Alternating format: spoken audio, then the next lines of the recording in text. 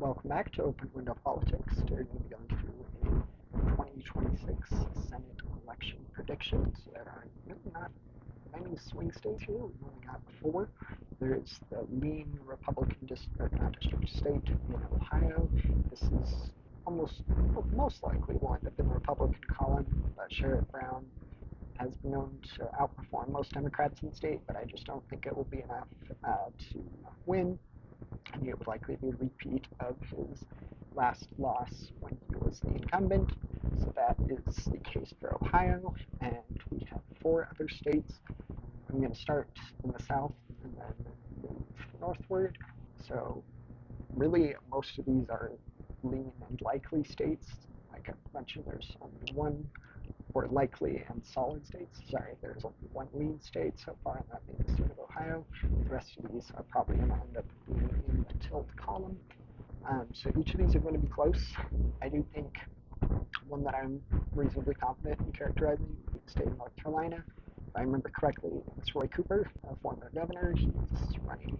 Democrats picked a great candidate for the state of North Carolina, and I do think that it would probably, and they've been known to elect Democrats on the state level, especially as, like I mentioned, with that Roy Cooper, the former governor.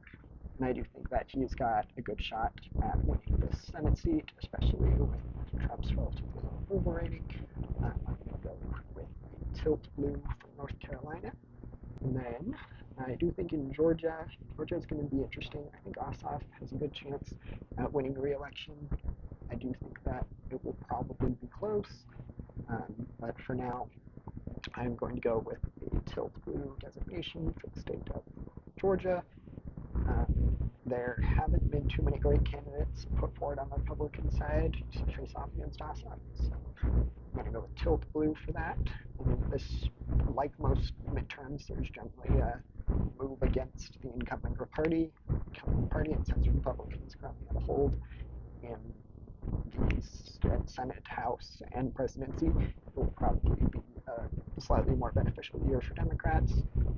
Although really there are so many voters that will just vote for R&D no matter what is on the ballot, so that should be accounted for. There aren't too many voters that are, but there's enough that in these close states that can make the difference. So I do think and then this next state is going to be an interesting case. Susan Collins, this is state Maine being a state that even Harris was able to win. It has the divided congressional district per electoral college vote, little fun thing there that Nebraska also does.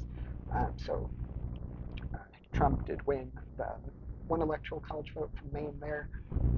Collins has been known to do better than people would guess. It is a Democratic state, but she's certainly displayed herself as more of a moderate. Has taken some key votes that have always been in alignment with Republican and Trump's preferences. The big beautiful bill that the Republicans passed, Collins was a no vote on that, and that could have been a way to help keep her in office just in case that was used against her by the Democratic challengers. And so that is going to be 52. And then Michigan is going to be interesting. Michigan is probably the one I'm the least confident in assessing. I do think I will probably go with a tilt blue rating. Michigan has elected Democratic senators fairly consistently. It did go to Trump in 2016 and 2024. Biden was able to win in 2020.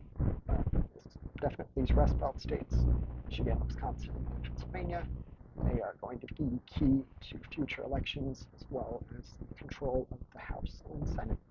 Feel free to let me know if you have any questions. Don't forget to like and subscribe. Thanks. Bye.